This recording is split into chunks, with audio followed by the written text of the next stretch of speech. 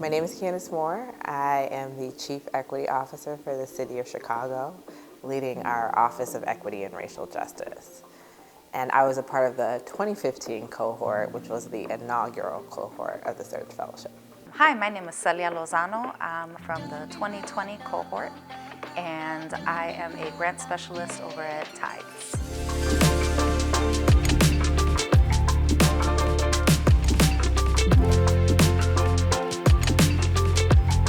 So I have recently joined the Chicago board for Surge, and I'm super excited about helping to think about the future for Surge and for the cohorts to come. I'm excited about it because, when I think about our own experiences, what really gets me excited is knowing that there's a future ahead of that, right? Like both in terms of the people who've already gone through Surge, the unwritten future of what we're going to do with that. That is exciting. And then to think of the people who are still yet to apply to Surge and are considering Surge and what they're doing, what they bring to the table, what they will question and learn and do. It just holds so much potential. And the thought of a Chicago without Surge is not something that I want to entertain. Fast forward from the time that I first started at Surge, a lot has changed. I changed jobs. I decided to work for the city to help build an Office of Equity and Racial Justice.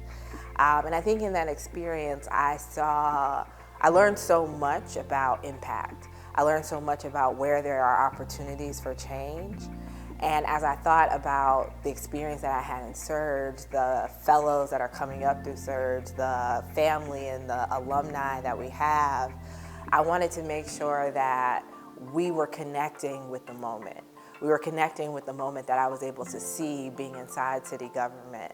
And whether it was sharing information with one another, whether it's coming into the fold and taking on some of the roles were available, if we're gonna make this change, we've got to think about how we're connected all across the ecosystem. I give my time and energy to the Surge movement because we have some real tests kind of in our future, and there is a lot that this country is grappling with, and we cannot afford to not do the best for our students, to not do the best for our education landscape. We can't afford to waste time in advocating for the things that need to be done, putting them into practice, putting them into motion.